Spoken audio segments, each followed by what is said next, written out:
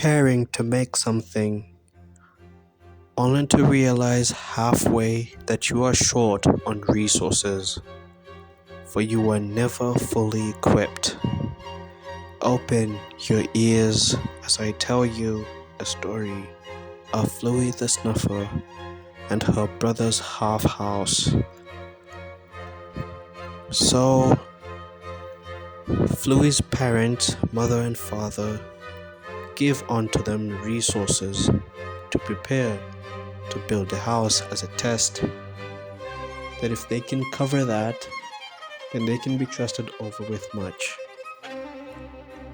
Flui's brother was yet excited, passionately excited, yet too excited that his enthusiasm came before wisdom, and he decided to start building the house long before everything was accounted for.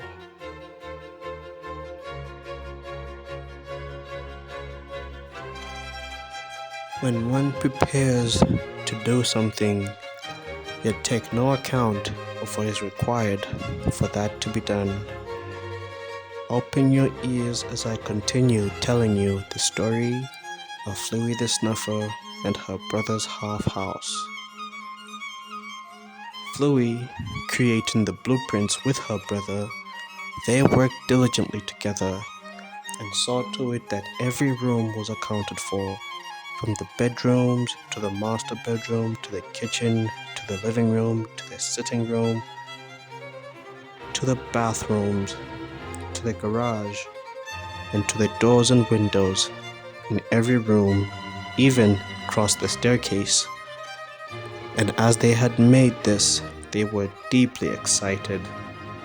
Yet Fluy said, "Hold on, let us make sure first that our resources are intact. All resources are intact. Then shall we begin to build our house."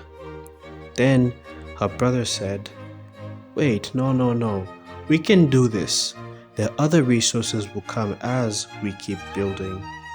But then Fluy said, "Are you sure? Because if you start building not taking account of what could be missing, you could end up building an incomplete house." But her brother, fully emphasizing that resources will come along the way, if they stay still, they will miss the opportunity and they might become reluctant and lazy. Fluy hears him out and says, Okay then. We shall try your way and see how it goes, in case you're concerned with reluctance."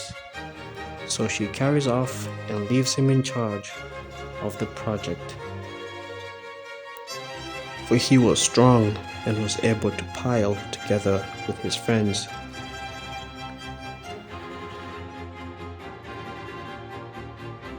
When one decides to make something without taking full account to what is required to go along the particular task.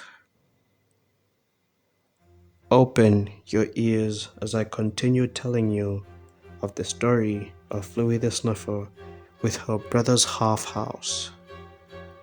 So then Fluy, leaving her brother to it, goes on and wonders how much resources were required in the completion of the house. She trusted her brother, but she laid off an idea just in case. She quietly set out to gather all the resources needed to complete the house. And quietly, she assembled all and took account of affordabilities and unaffordabilities, manageabilities and unmanageabilities, and waited. Then on a given day, she decides to visit the project and see how it goes. And as she comes, she finds men laying down in great fatigue and a great crowd laughing at them. For when she looks at the house, which it was in the night time, It was halfway made. One side whole, the other side none. And Fluy, observing this, laughs beyond measure and says, "Brother, I told you, but we can still do this together because I took account of what was needed to complete without rushing impatiently. We will have mother and father wreck part of it so that we can rebuild it properly. Not all of it, but part of it." As she was laughing on the grass, laying down with much laughter at her brother's half house. And now I have a question for you. Why do you think I told you this story?